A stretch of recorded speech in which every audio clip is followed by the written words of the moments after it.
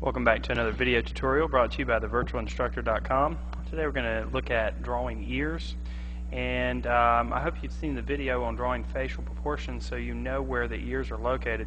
They're actually located between the eye line and the nose line, and today we're going to draw maybe a little bit of an exaggerated ear.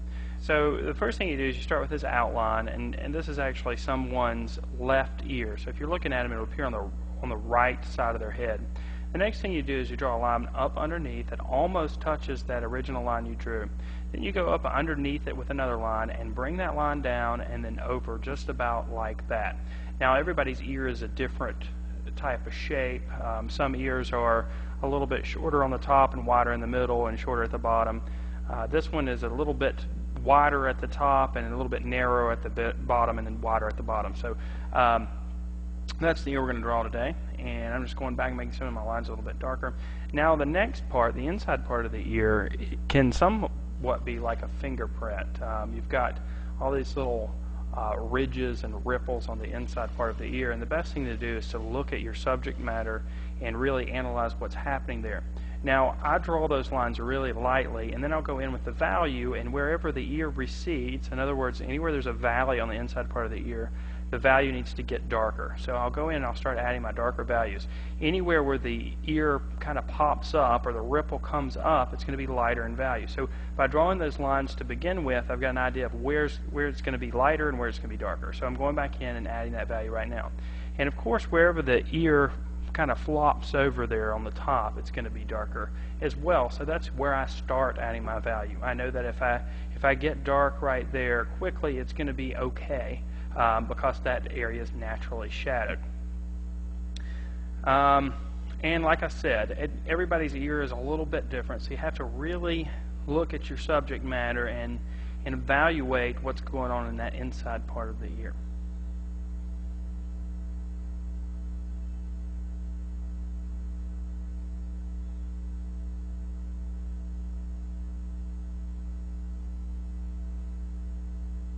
Now at the end of the ear, the top edge of the ear, you don't want to get too dark too quick because it is a cartilage and some light shines through there. So although it's going to be darker on the inside part of the ear, there is some light that shines through the back side of the ear. Now just because you have value on the inside doesn't mean you need to neglect the value on the outside. So to give the outside part of the ear a little bit more of an illusion of form, when we go around and add a little bit of value. I'm assuming that my light source is coming from the upper left-hand side of the paper, so I'm putting the value on the bottom right-hand side of the objects in order to create that illusion.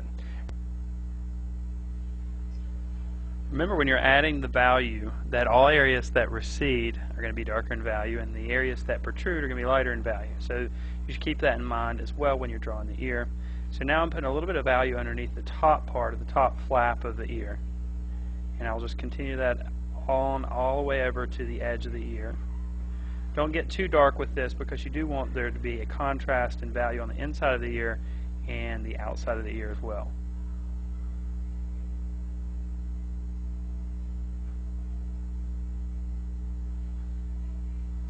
Now to help you see this a little bit, I'm going to put a little bit of indication of some hair around the ear. Remember, this is a person's left ear, so if you're looking at them straight on, it'll be on the right side of their head. And this is looking at them straight on. It's not looking at them from the side of their head, which would be easy to mistake this drawing as being that. Instead, it's looking straight on, and hopefully putting the hair around the edges will help you see that a little bit clearer. So I'm adding some of the hair in front of the ear and some of the hair behind the ear as well. When you're drawing your subjects, it's not always going to be the case that the hair comes in front of the ear, but in this case I am adding the hair in front of the ear. A little bit below the earlobe as well.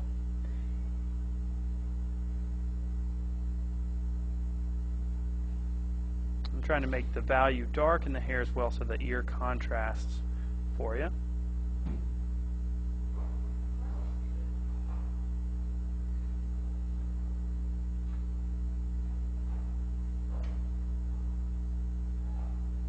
And we give you a little bit of an indication of the bottom of the neck right behind the ear as well. just so you get an idea of how that ear rests on the head. And keep in mind when you're doing your ears, they fall in between the eye line and the nose line on the face. If you haven't seen the proportions video, I suggest you do that as well. And this is going to bring us to the end of this video tutorial. I hope you've enjoyed this video tutorial brought to you by thevirtualinstructor.com.